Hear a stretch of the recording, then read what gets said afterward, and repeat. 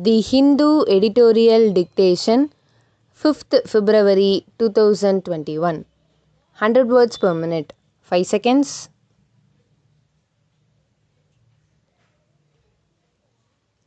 Comments. The government must not see all criticism as part of a conspiracy against India. India's unusual response to comments on the ongoing farmers' protests by some international celebrities comes across as highly sanctimonious. The temptation of sensationalist social media hashtags and comments, especially when resorted to by celebrities and others, is neither accurate nor responsible, the Ministry of External Affairs said in a statement.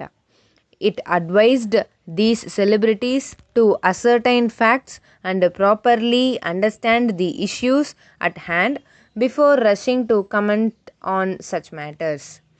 The response is somewhat supercilious in the immediate context of what singer and performer Rihanna had said in a single tweet. She had asked why the issue was not being talked about more, while drawing attention to a news report on the extraordinary measures taken by the government to put down the farmers' protests, including the laying of trenches and barricades and banning the internet. Other international personages who had ventured to talk about the issue included some lawmakers from the US and the UK too. But even that did not warrant a formal response from the government. If the MEA statements claim that some vested interest groups were mobilizing international support, smacked of paranoia. The fact that a few isolated comments could send the Indian government into a tizzy and lead to a lengthy riposte reflects a siege mentality arising from deep insecurity.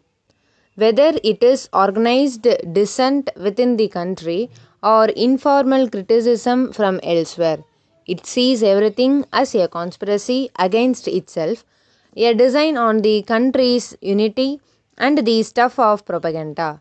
The registration of a police case after Greta Thunberg, the teenaged Swedish climate change activist, shared a protester's toolkit on Twitter, has added another twist to this unedifying demonstration of touchiness.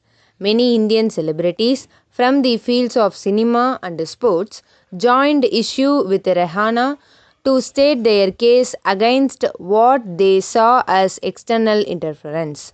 Many of them professed their desire to keep the country together and voiced their disapproval of propaganda. The larger issue, of course, is something the government itself has drawn attention to. What is the limit to the claim that a problem is a country's internal matter and something those outside its borders are not entitled to comment upon?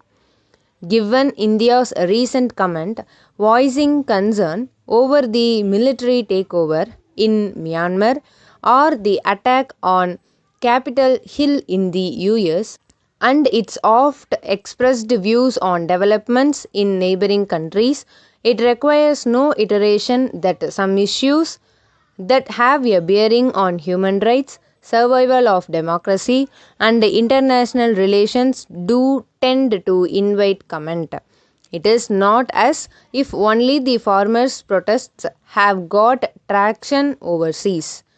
The best way for the government to avoid international criticism is not to allow more people to see it as authoritarian, disrespectful of rights, and given to attempts to undermine institutions of democracy.